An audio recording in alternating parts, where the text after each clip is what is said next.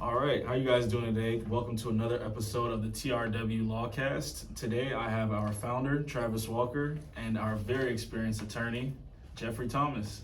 Very experienced. Thank you. Yes. All right, today our main topic is going to be probate and all the different types, all the different aspects and components of probate, and we have both of them to answer questions and give a little more insight on it.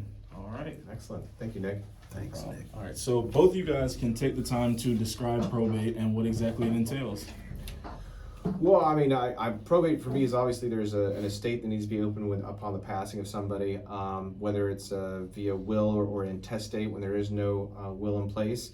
And basically, the court is then has the authority to oversee the delegation of that estate, whether it's both the assets and liabilities of the estate, to determine, make sure one, everything's done properly, and then there's accountings are done properly, and then the fiduciary duties of the personal representatives are taken care of when it comes to the beneficiaries. So that to me is like a 30,000 foot view of probate. And I know Jeff, you've been doing probate for how many years? So 40 some odd years. My dad taught me probate. Oh, did he really? He's done it for 50 years. Oh my gosh! So you got stacked 90 years worth of probate. I love it, man. Has probate changed a lot since? No, since probate doesn't change much, although there are some modifications that have happened in certain, like, living wills. Sure.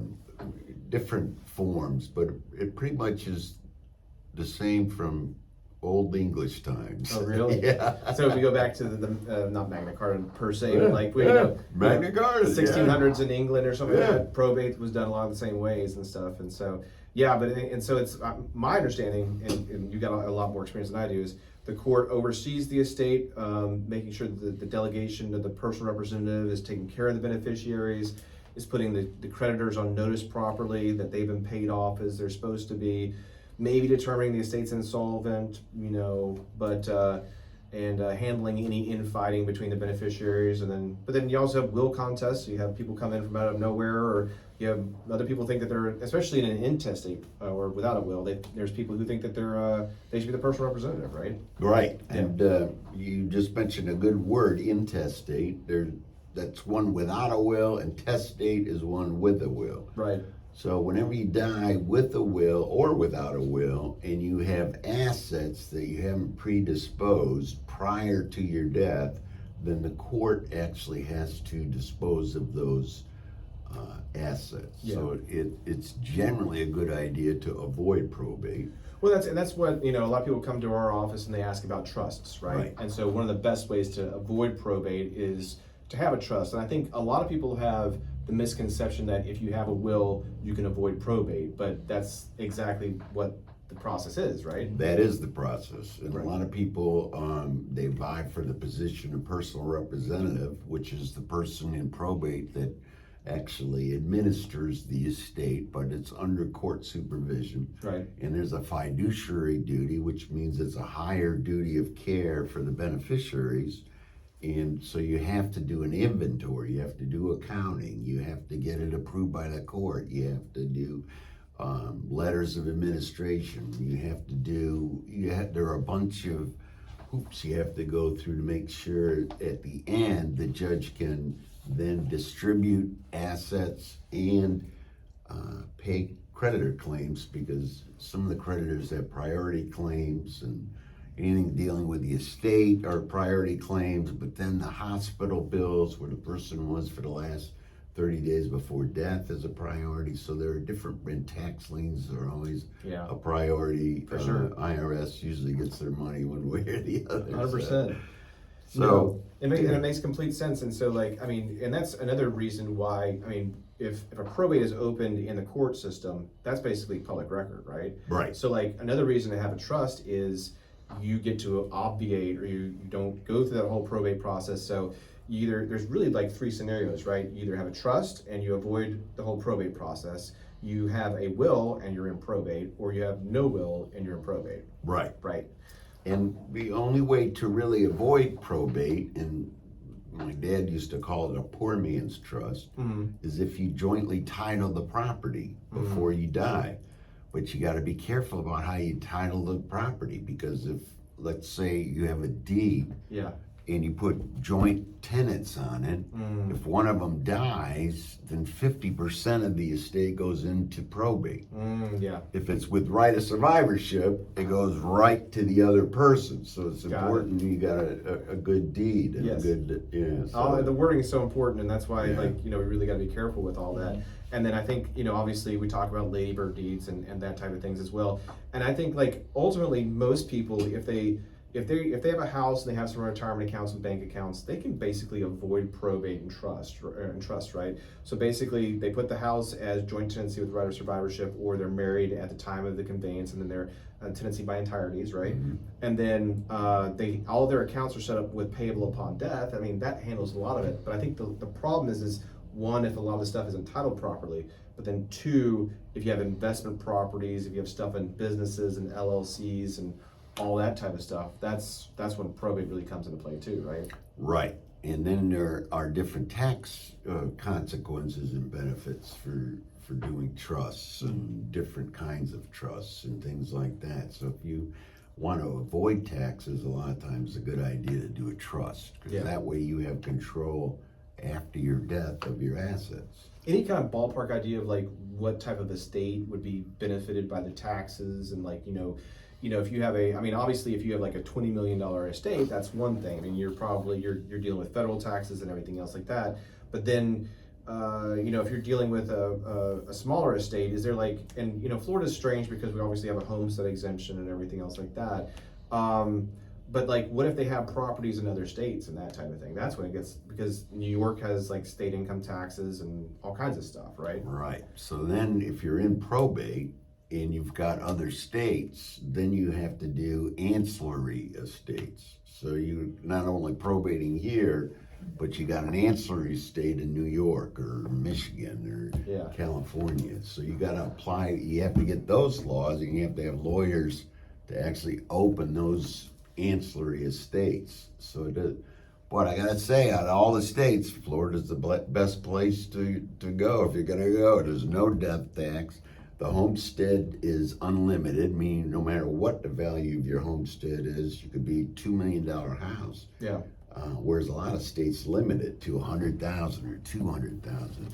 So, and then there's tax considerations are like stepped up basis. Sure. So when you transfer a property from a trust, there may be a stepped up basis, so you don't have to pay as much taxes. Well, and I'm going to put you on the spot a little bit here, but like basically, like someone dies here in Florida, their homestead's here in Florida, but they have an investment property in, say, New Jersey, and let's just assume that New Jersey has some type of death tax or something like that. Well, that's a good assumption. It's a very good assumption. It does have it. That's why I picked the Northeast, because I thought all of them if there. I'm a craps player, I'm playing in the Northeast for a death tax. So like if they have a death tax, like because that property's in New Jersey, is that property subject to death tax even though the probate was initially opened in Florida? Yes. Wow. Okay. So you got to file a tax return up there if you actually make a capital gain on it, because you said investment property. Sure. So, and usually it's not going to be homestead, because if you're living in Florida, you got to live in your homestead. unless we work on some type of real estate exchange, those happen too. Yes. And those are vehicles. Those are other vehicles. Yes, to avoid it. Yeah. So the easy answer is it's not just that easy, right? Exactly. It's not easy. You guys went through my whole first segment, all in that one conversation. You answered every question. Yeah, it's just easy, and Jeff knows so much. It's Yeah. just like I can just go off the cuff with him and just like Very just go easy. Yeah. But like I think from a basic standpoint, we have a lot of clients who come in for estate planning, and they want to know what's the best thing to do. They're like, we've heard of a trust, we don't know if it's the best thing for us.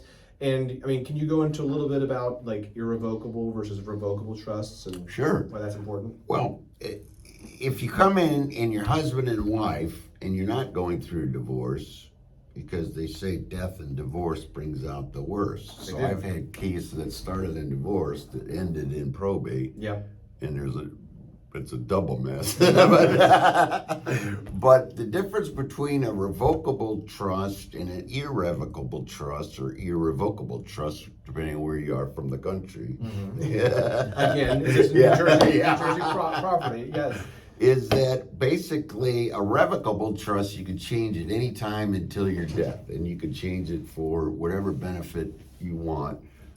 And you can make a lot of different changes in it, and it's With a revocable trust. with a revocable. So you can- and it you doesn't affect your homestead. Change the trustees, change the beneficiaries, change the properties, change just about everything. Yep. And so it's a revocable trust. So it's not just about revoking the trust, it's also about modifying the trust. Exactly. So it's kind of has a misnomer to it a little bit. But And if you got tired, somebody, you feel like cutting somebody out or, adding somebody in, you have that ability to do that. yeah, The irrevocable or irrevocable trust, now, once you die, a revocable trust becomes irrevocable. right. Because They're the dead. settler, Right. the person who made the trust is now gone. Right. So Got you it. can't change it after they die. Yes. So, an irrevocable trust is often set up for like a special needs trust or a Medicaid trust, and different trusts where you put the money in, but it never comes back out. And never come back out. And that's that's where the tax implications come in Right. a lot of plays, because Right. if you have a That's exactly revocable right. trust, then like you can do whatever you want Yeah. to, and so they're not going to get the tax benefits Right, exactly like right. you would with an irrevocable or Yeah, revocable you trust. get, you definitely get the tax benefits then, but And then you talk, and then you get into higher level trusts like Q-tip trusts, or Right. like very involved trusts and everything, and that really just gets into a lot of planning and really find out what's going on and staying on top of the tax code and everything. Right. Right. Yeah. yeah, and the qualified income and how it's qualified is all important in determining what the taxes are, and there's a bunch of different trusts. Yeah. No. So when you get up into the big estates, then a lot of times these other trusts are very helpful, and sometimes you got trusts with corporations, and you got special beneficiaries, so you got irrevocable trusts under a revocable trust, and so it can be very complex, but it can be very tax friendly. Tax friendly. A lot of benefits out there. You just got to know the tax code and where Right. where the holes are. Right. Sometimes they're temporary too. I was talking to a financial advisor, and he says you can front load a 529 plan now for a Right. huge amount up until a certain point, and then it's like all tax free. It's like it's a Right. whole thing. Right. So you just got to be constantly working with it and Right. everything. So when someone comes in and wants, and they're like, Jeff, do I want a revocable trust or an irrevocable trust? Like, what are the questions you're usually asking them?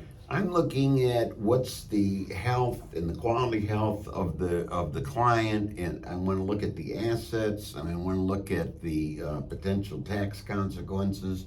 But I also am looking at the beneficiaries and what do they need. So there's a whole strategy that you go through, and you try to get a feel for the tax benefits and consequences. For sure. But generally, a trust is more expensive to make, but it's less expensive than a probate. Right. And I think that's the other Yeah. thing is if you have a trust, it is a more expensive document to prepare. Of course, it's more involved. You have to stay on top of it, and everything else goes on. If you do a will, like a simple will, yeah, it may cost you a lot less, but then the person representative is going to have to go to the courthouse, pay a $400 filing fee, summons fees, service of process fees, certified Yes. mail for creditors, right down the line. Right. And so Publish the the notice to creditors and everything. So while on the front end it's going to probably be more expensive, on the back end you're saving time, energy, and money for the people you leave behind.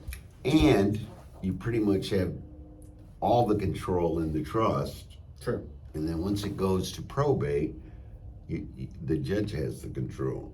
So the other thing about trust though is and we see this sometimes often too, right? Is that the trust is set up and then they buy another piece of property, but then they fail to name it in the name of the trust. Right. But then that's going to fall outside the trust, and then we're going to be in probate for that, right? Right. It's important to get the property into the trust. Yeah. So it's a maintenance requirement also, Right. the trust. Right. Like if you change properties, you change this, that, you're gonna have to be totally on top of it because, God forbid you have a trust that you set up and the whole idea is to avoid probate, but then somebody, asleep at the wheel, finds a piece, does a piece of property or an asset and then doesn't name it in the trust, then you're gonna have to go through probate anyway. Right. And I've had clients set up like certain life insurance policies that will benefit someone in the trust. So they name the trust as the beneficiary and it goes to that person. So there's no like especially if the person is a minor Sure. or you know, Sure. whatever. There's a lot of different reasons to do that, and Because I mean, and that's a good point to bring up, because if I set up a life insurance policy, I have a 14-year-old and an 8-year-old, and if I name my 14-year-old and 8-year-old as beneficiaries of my life insurance policy, then they theoretically get the money, right? But if you set it up as the trust, it gets the life insurance benefit, and then they are beneficiaries of the trust, and you have a trustee overseeing the trust, then they can control. right, you can Right. say like how much you get for college, and maybe it's the health, welfare, and education expenses, and Yep. and then you can put you don't have any control once they reach adult. They would get the entire amount, but you could say, you know what, men don't really mature in the brains till they're 28, and then and women actually mature earlier, so you might want to say 30 is when Sure. they get it, or 35, or even 55, And or you whatever. can you dictate get. whatever you want in a trust, Right. right? There's nothing Right, there's really nothing. illegal with, like, because it's basically the settler, the person who creates the trust is called the settler, and that person can dictate the terms of the trust, right? The only So, thing you can't get around is the rule of perpetuities, and that would be a whole different that's a whole podcast. something. And if you're the beneficiary of a trust or a life insurance policy or a will, you can't kill the person who That's right. created it. Slayer because statute. it's Slayer statute. Right. Statutes don't allow you for you to get a windfall for killing somebody. Imagine that. Kind of common sense. So yeah, no, Yeah. great. Do you have other questions, Nick? Yeah, my next question for you guys was, and we can end this segment on this, is who typically oversees this whole process? Which part? That's the thing. When in this question, and this question wasn't very specific. They said who typically oversees this process. They're asking from start to finish. Who do they go to? Where do they start? Sure. Who is the first person they should honestly seek valid information from and guidance? I mean, in our law firm, the great thing about our law firm is we have great attorneys here. We have like 7 attorneys, 12, 14 paralegals, all great team effort. So like, you know, if Jeff's on vacation, you still got somebody to talk to. If you got a paralegal who's on vacation, there's somebody still to talk to. So that, and we're constantly working on things. So that's a big part of it. Plus, you know, just 30 minutes before we got into this meeting, we were having a kind of a collaborative, like, brainstorming session on a litigation issue involving some real estate, and that created some great benefits as well. So I think I love solo attorneys. I think they do a great job, but I think one of the great benefits that comes from using our firm is we have that collaborative, collegial environment where we're constantly working through ideas. So, you know, coming to the office and setting up a consultation, you know, about an estate planning issue, whether it's, you know, you want to set up an estate plan, or if you're having issues in an estate plan, say you're a personal representative, you need some help, your beneficiary, you need some help with the personal representative. We do trustee litigation. We represent a trustee, and, you know, against a beneficiary, and we've done that a number of times. You know, just, you know, if you have those type of questions, set up a consultation with the office. Jeff, I, or another attorney or paralegal will be happy to set up a time to talk with you, see if it's something we can help you out with, give you the lay of the land and what your options are, and take it from there. All right. So the next question we have right here is, although this sounds like a complex process, can you explain what types of assets typically go through probate? Oh, the man. Well, the ones that go through probate are all the ones you'd forgot to include in the trust. So a lot of times the will actually give you, Florida statutes have changed in that way where you can write a list of personal property out. Mm-hmm. So if you wanted your son to have your watch, Right. because it means something, then you can put the watch goes to my son, and Yep. you can put it, as long as you do it before you die, and you give it to the person who needs to get it. Right, and then that's that personal list that we sometimes add Right. at the end of the will. Right. But that can be updated as they go, right? Right, And that absolutely. and it doesn't have to be witnessed and No. notarized, right? It's not like a No. codicil. It's like an amendment to a will. Right. So like they can kind of add to it. I mean, obviously if there's a contest later on about it, but I think the Florida law doesn't require that because they recognize that certain purchase a piece of property, a watch or whatever, you know, that doesn't need to like go through the whole amendment to the will process. And if there's a dispute, there's a dispute. But Right. I mean, like, so like, you know, if I have my house and my house is taken care of in the probate and everything, but then, you know, my clothes, my furniture and everything else like that, there's usually some type of like catch-all clause in the will or something like that, like Right. personal residue, I think is what they call it. Yeah, it's the rest, residue, and remainder. Right. Where everything goes to whomever you designate in that clause. Yep. But if you're trying to avoid probate, you want what's called a pour-over will, which would mean whatever you get into the will pours into the trust. Gotcha. So when you die, everything goes into the trust, and then it's private. Yep. And you do it the way it needs to be done, and nobody can tell you how to do it. So that's a great tool too. Like another tool in the toolbox is the pour over will. You got the will, you got the trust, and then I guess God forbid you forget to put something into the trust and you have a pour over will, then the asset of the will pour into the trust. Exactly. That's the pour over. Yeah. So it's a great tool too. Yeah, for it sure. is. It is a very good catch-all. A 100%. net. Yep. Net to keep it. So speaking with assets, are there typically any assets that can avoid the probate process? Well, a lot of times when you're husband and wife and you're living in the house and it is tenants by the entirety, that would avoid the probate process. Right. But where I see the problems come in is whoever survives doesn't have a good plan after that. Yeah. So you got to look at not only what's happening in between husband and wife, but what happens if one of them go and there isn't provision or estate planning. Yeah. Then typically that would go into the probate, Sure. not the joint property, when it would go directly to the other person as soon as you filed the death certificate. Yep. But after that, if that person died 30 days later, it didn't have an estate plan that went into a trust, Yeah.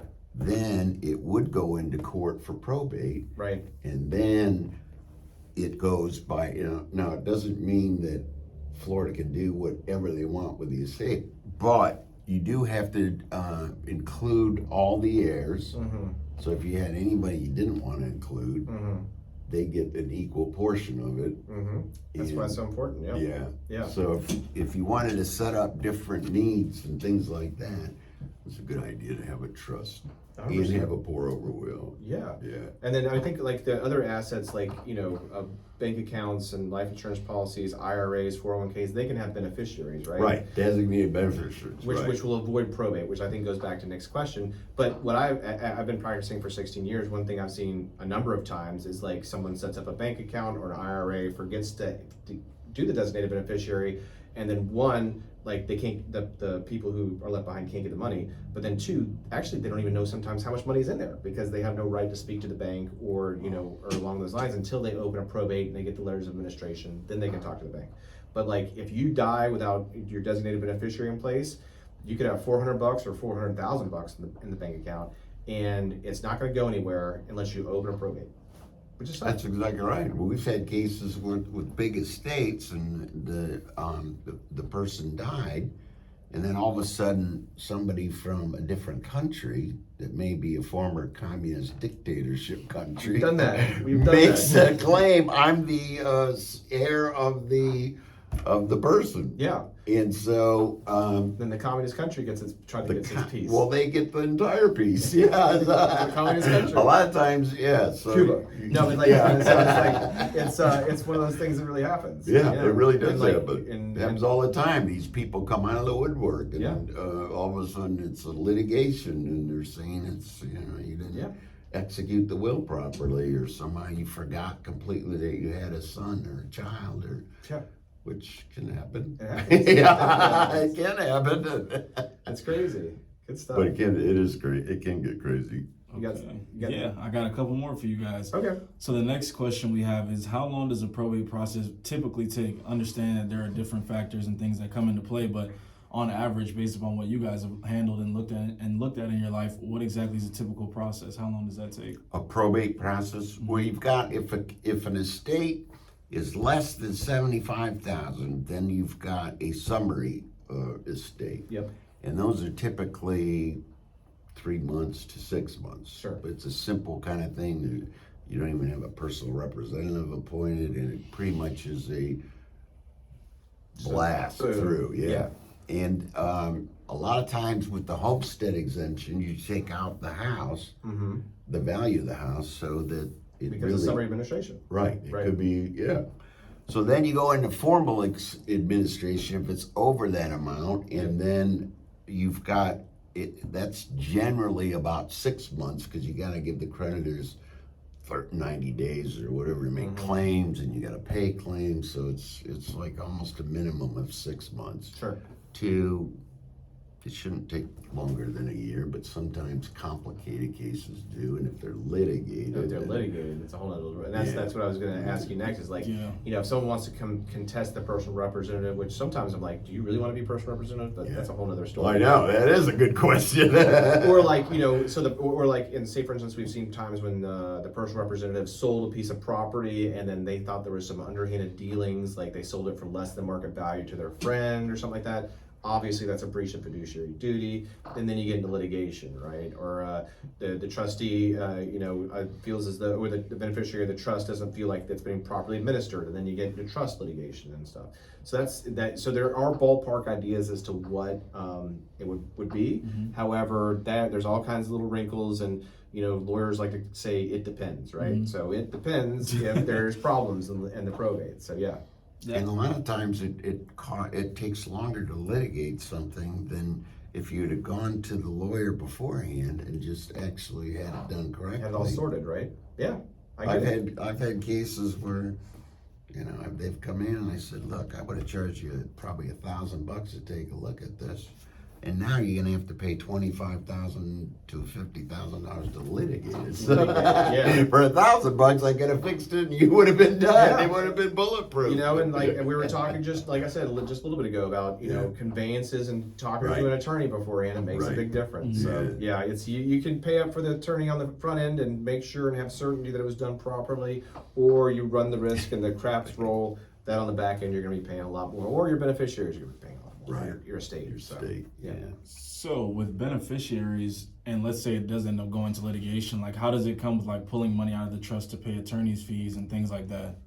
Well, if it's trust litigation and somebody is in a beneficiary and files a frivolous claim against the trust, the judge can actually, by statute, sweep the attorney's fees out of whatever portion they had and give it back into the estate, and then it'll be redistributed. So things like that can. And usually the trust will also provide some language in it, like allows the trustee to defend the trust. Right. And so, you know, the trustee can actually pay for the attorney's fees out of the trust if the beneficiary is coming after it, right?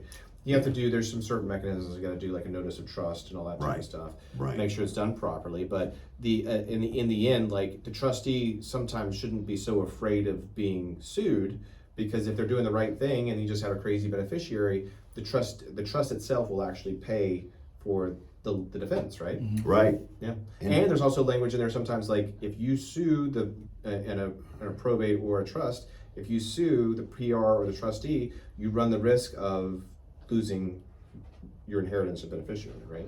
Yes, but the Florida has negated that. Okay. So you can't put in, if you contest the will or the trust, you lose your inheritance. So it's like almost like the springing power of attorney. Exactly. It used to be a spring. Exactly right. Everybody loved the springing power of attorney, but I don't think they saw the flip side. So springing power of attorney is if someone becomes incapacitated, then the power of attorney springs into action, right? So, but then what happened was I think there became a huge question, like, is this person, did it actually spring or didn't it actually spring? I don't know all the backstory, but I remember it was like 2012. Exactly right. Yeah. It's like 2012, they got rid of the springing power of attorney. So you got to stay on top of your law too. So you can't just use old documents, because sometimes it applies old law. Like you can't, you lose your interest in the trust or the will because you contested it, or it has a springing power of attorney, which, you know, now we know it doesn't work. And I can't tell you how many times I've seen somebody do a form up from the internet that is like so bad. I'm not saying there aren't good forms on it, but you gotta know what question to ask and what you're looking at. And, sometimes it's better you just didn't do anything as opposed to writing up something bad. You're right. Yeah. Because that's one of those, you could have paid me $1,000 and now you're paying me $50,000. Well, you're paying me $50,000, but then you know, then it's like the testator's intent, the trustee's intent. It's a whole shooting match there. Yeah. Yeah. Okay. Well, we talked about that. The next thing I have for you guys is, if you have any beneficiaries or you have a personal representative who is, like you said, crazy. How exactly do you go about handling those situations? Like, how do other beneficiaries handle those situations where the personal representative or any of the other beneficiaries are acting out of order or not following along with the guidelines that are in the trust, and what exactly is in there? How do they handle that? I don't know. I mean, there's after 16 years, one of the ugliest things I see is like families fighting, right? Especially fighting over money. It just seems ridiculous, but it happens all the time, and we're here to help. Sometimes I tell people I feel like a funeral director. Like I don't want to help you out, but when you do need my help, I'm here. And so like if there are families fighting, we've represented trustees, we've represented personal representatives, we've represented beneficiaries of trust, we've represented beneficiaries of estates. And it becomes a question, and this is where the lawyers live sometimes. We live in an area of gray. So is the trustee or the personal representative, are they acting appropriately? Are they crazy? Those are all kind of questions. Is the beneficiaries acting crazy? Are they unrealistic expectations with regards to things? And so those are all questions of fact that we get into when we get into litigation. It really kind of drills into, and so that's kind of where we live. Yeah. So there's no bright line test. Yeah. And a lot of times the experience will help you have a gut reaction of what the judge is going to do, especially if you know the judge. And this is what I tell our clients all the time too. There's 9 Supreme Court justices for a reason. They all see the law differently. But if you're in front of that judge very often, you have a good idea as to what their jurisprudence is, how the way to make these decisions. So that's a big reason to use a lawyer. Right. Yeah. It's a very human system. It is a very human system. I know you, Jeff, you love strategies. So one thing, a very big question that's been asked a lot is, what are the best strategies that someone can come up with to avoid the probate process completely? Well, I think the best strategy is really a trust of some type, unless you're only talking about a house or it's your spouse, but even still, you need something. You got to look to one after, because if there's an accident and one survives the other one for 30 days, Yep. and the other one That's that is survivor dead. statute. Yeah. Yep. What do you do with her portion? Yep. And if she doesn't have a good estate plan, then it goes. So the best way to protect it is to have a trust. Absolutely. You nailed it. Yeah. Nailed it. I think That's the easiest way. Yeah. Okay. Well, honestly, that's all I have for you guys today on trust. I want to thank the both of you for coming out today and taking the time to answer all these questions that we have from all of our viewers, followers, and whoever else has asked these questions. Is there anything else you guys would like to end off with to give any advice to anybody that's watching? No, I mean, if they have questions, give us a call. I'd love to set up a consultation. This guy is just a genius when it comes to this stuff. So happy to have him on board. He's a great guy, and he spends a lot of time with the clients, really getting into the facts of the case and understanding what their needs are. So if you do have any questions with regards to whether it's the personal representative trustee side or the beneficiary side, give us a call. We'd love to help you out. Yes. Thank you, Nick. All right, no problem. All right, thank you guys. Thank you, audience. All right.